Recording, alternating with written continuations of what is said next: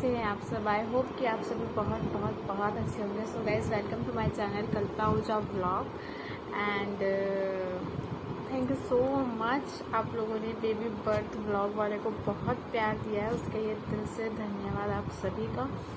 So guys, आज मैं आप लोगों से बात करने आई हूँ क्योंकि ना मैंने कई क्वेरीज देखी हैं।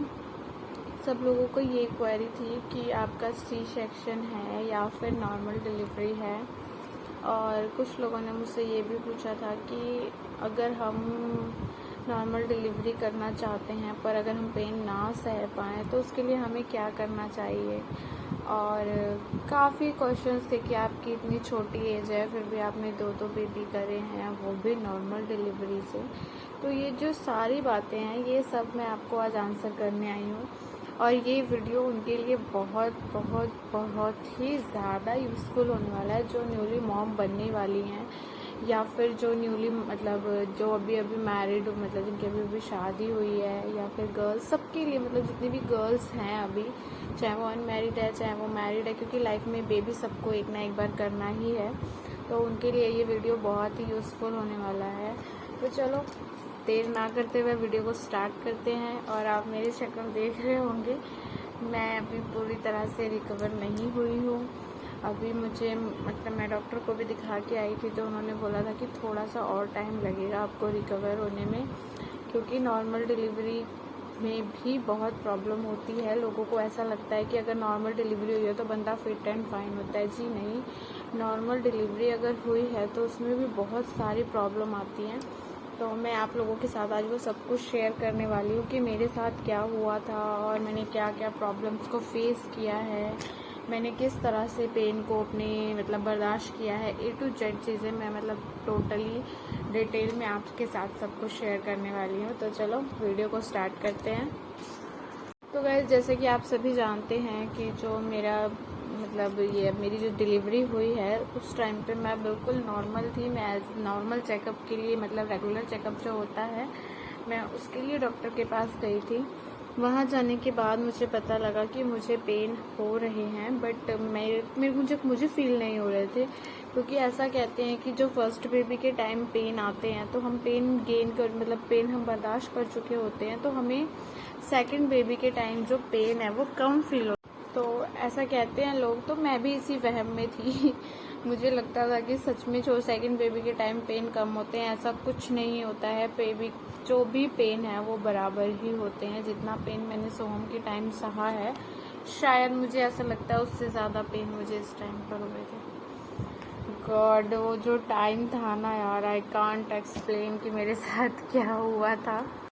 तो गाइस, जब मैं गई ना तो मुझे पेन नहीं थे, मतलब पेन थे वो जो, मतलब उन्होंने फील किया, उनका कोई तरीका होता होगा देखने का। तो उन्होंने मुझे बोला कि आपको 15 सेकंड्स के पेन आ रहे हैं, बट मुझे उस टाइम पेन फील नहीं हो रहे थे, क्योंकि बीच में भी मेरे साथ 2-3 बार कई प्रॉब्लम्स आई हैं, तो उस टाइम भी मुझे पेन होते थे। तो मुझे लगा ऐसे ही नॉर्मल हो रहे हैं जैसे मुझे प्रेगनेंसी में हो रहे थे।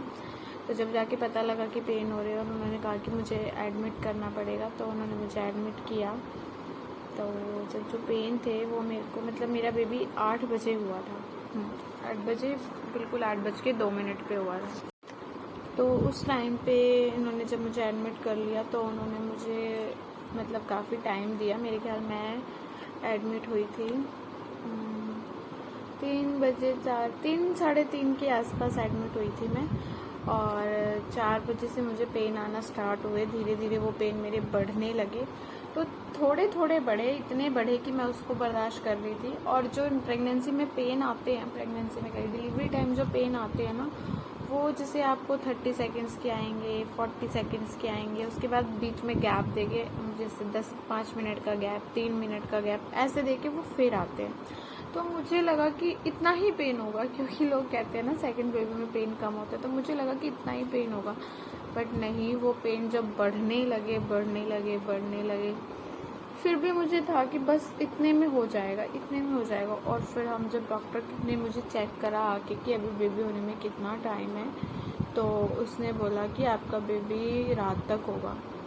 और मेरी तो यार हालत ऐसी होगी, मैं सोच रही यार इतना पेन हो रहा है, ये रात तक जाएगा तो मेरा क्या हाल होगा। तो सीरियसली बताऊँ, उस टाइम पे मेरे माइंड में आया कि मैं अपनी डिलीवरी पेनलेस करवाऊँगी।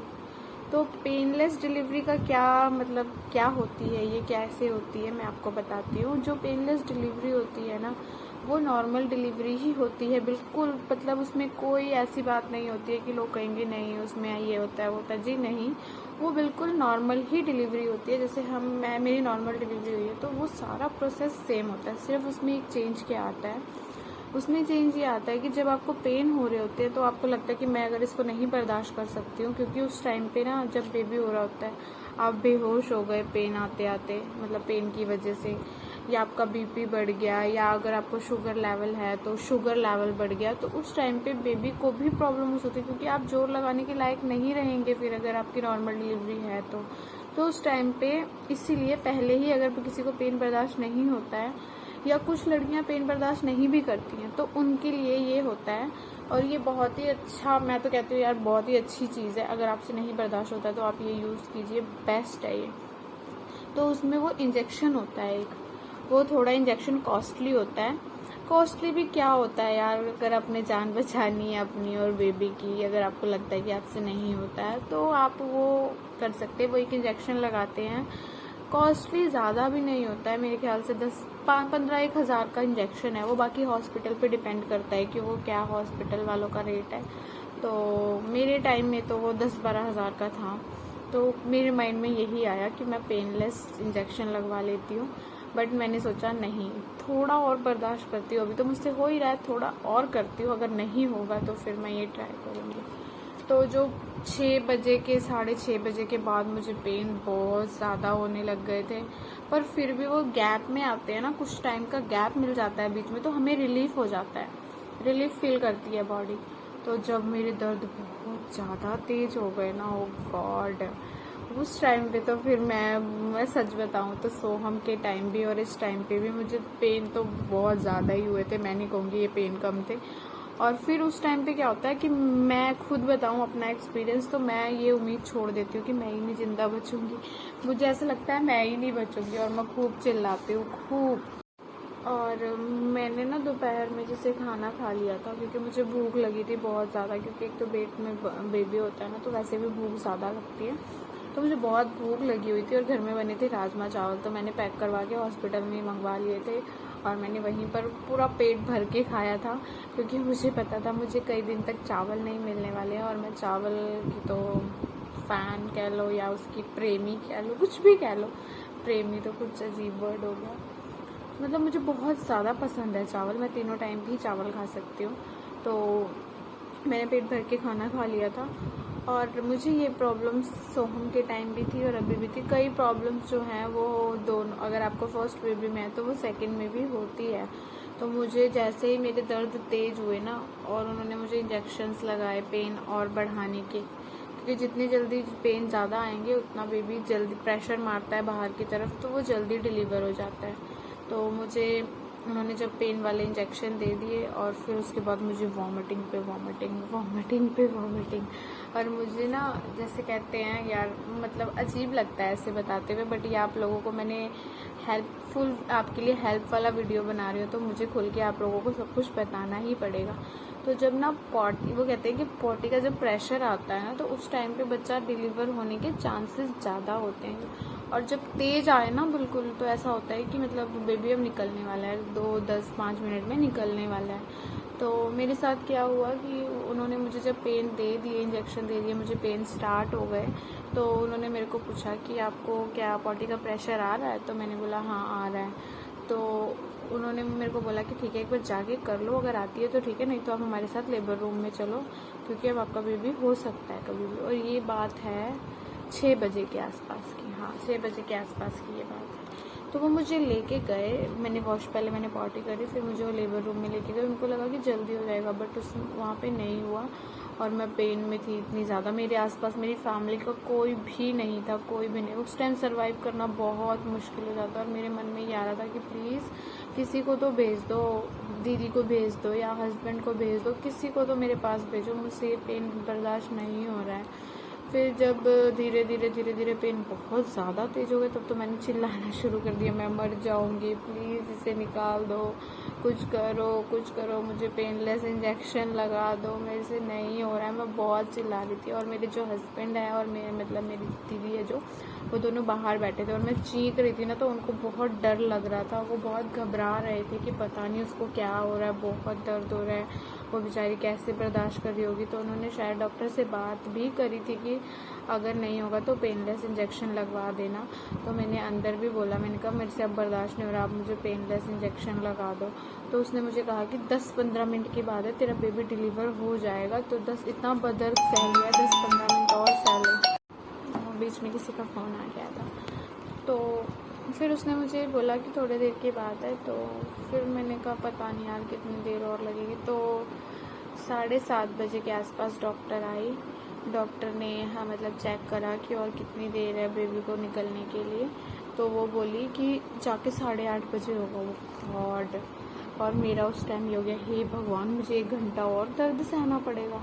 मतलब 7:30 पौने 7 ऐसे ही हो रहे थे। तो मैं तो घबरा गई और ज़्यादा। मैंने कहा ले कल्पना तेरी तो लगी लंका। फिर भी ये था कि यार अब सहा है और कोई ऑप्शन भी नहीं है, सहना ही पड़ेगा। और यार सच में बताऊँ, वो ऐसा दर्द होता है ना उस टाइम पे, ऐसा लगता है कि मैं ही नहीं बचूंगी, बच्चे की तो बात बहुत दूर की बात है। पर फिर भी एक अंदर से ना एक हिम्मत आती है कि नहीं, हमें अपने बच्चे के लिए ये दर्द सहना है, हमें अपना बच्चा अच्छे से स्वस्थ पैदा करना है। तो अंदर से एक पावर भी आती है। और सबसे बड़ी बात, अगर आपके पास कोई हो ना फैमिली का, तो बहुत ज़्यादा ही मतलब एक अच्छी एनर्जी आती है, बहुत अच्छा फील होता है। तो फिर मैंने कहा अब क्या कर सकते हैं, वेट तो करना ही पड़ेगा। फिर जैसे ही 8 बजने में मतलब 10-15 मिनट थे ना, मेरा दर्द बहुत तेज़ हो गया, बहुत ज़्यादा। और मैं चींकी जा रही हूँ मतलब नॉन स्टॉप चिल्ला रही हूँ मैं। और चिल्लाने का एक रीज़न ये भी था, उससे चिल्लाने से मेरा दर्द की तरफ जो माइंड है वो कम जाता है। मैं जब बोलती हूँ ना, अंदर मतलब बोल रहे होते हैं तो हमारा ध्यान सारा बोलने की तरफ होता है, तो दर्द थोड़ा है वो कम हो जाता, मतलब कम तो नहीं होता पर हमें कम फील होता है। तो फिर जैसे ही 5 मिनट बचे 8 बजने में, उसने डॉक्टर को फटाफट बुलाया और मैं चिल्ला रही। डॉक्टर ने मुझे बोला बस अब जोर लगा। और उस टाइम पे मुझे ये नहीं समझ आ रहा कि जोर कैसे लगाना है। तो मैं जो सारा स्ट्रेस मतलब जो जोर था वो मेरा ऊपर की तरफ को लग रहा था। तो उसने मुझे बोला नीचे की तरफ जोर लगाना है। मैं ना फिर मुझे बहुत गुस्सा आ रहा था, एक तो दर्द हो रहा था, ऊपर से वो बोल रहे थे। मैं कहा क्या करूँ मैं, मुझे नहीं समझ रहा, आप ही बताओ कैसे जोर लगाना है। तो उसने मुझे बोला कि जब हम पॉटी करते हैं ना, वैसे जोर लगा नीचे की तरफ को। तो मुझे ये हो रहा था कहीं मेरी पॉटी ना निकल जाए, पर वो साफ करने वाले वो थे, उनकी प्रॉब्लम थी, वो निकलेगी, तो हमें तो सिर्फ जोर लगाना था। तो जब मैंने शो बिल्कुल मतलब एकदम लास्ट में मैंने जाके जोर लगाया, 1 सेकंड मुश्किल से 2-4 सेकंड के अंदर ये पूरा बाहर आ गया था। और उसके बाद मुझे शांति मिली जाके दर्द से। पर दर्द फिर भी थोड़ा बहुत था पेट में, लेकिन वो जो दर्द था वो मेरा ख़त्म हो गया था। और फिर मैं 2 मिनट तो ऐसे हो गई कि मतलब मुझे होश ही नहीं है। फिर उसके बाद मैंने पूछा, मैंने कहा बेबी गर्ल है या बॉय है, तो उसने बोला बॉय है।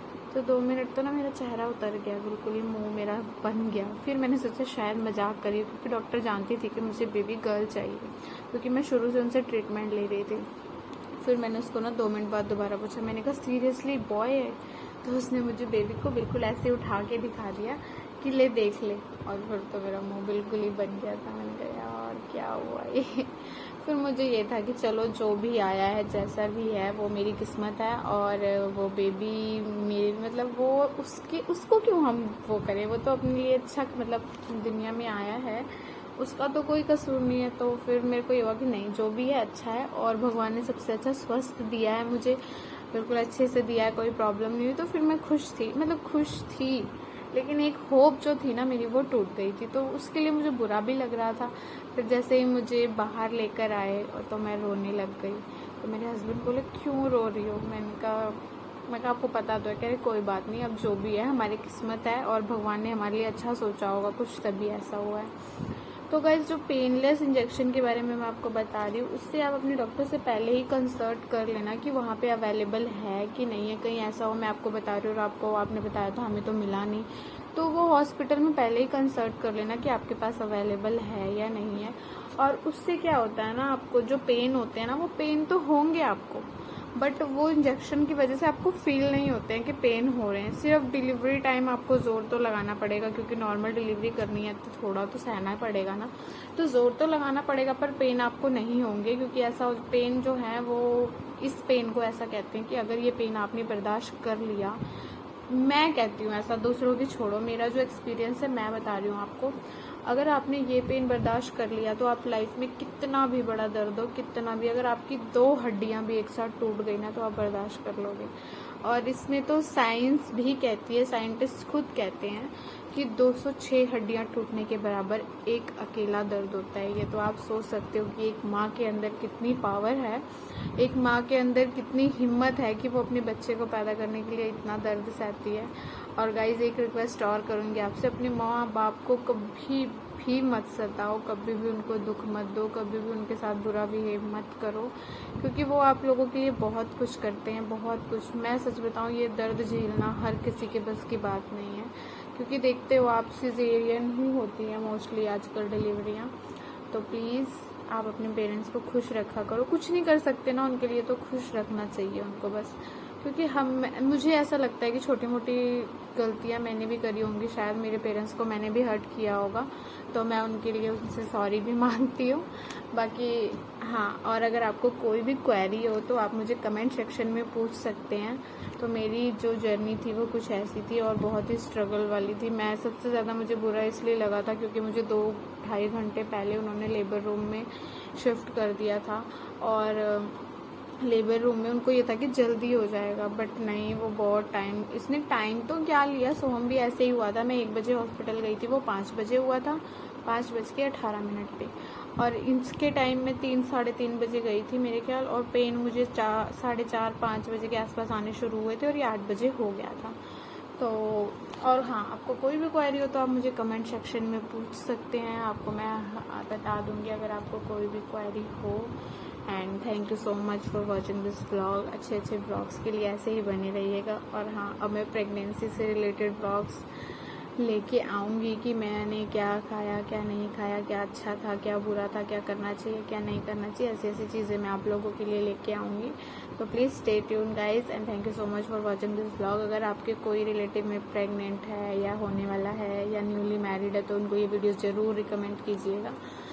तो मिलेंगे एक नए व्लॉग में एक नए टॉपिक के साथ। एंड थैंक यू अगेन जिन्होंने इस वीडियो को इतना प्यार दिया है और सब्सक्राइब करने के लिए, और अब तक नहीं किया है तो बेल आइकन को प्रेस कर ले और सब्सक्राइब कर ले। Bye bye.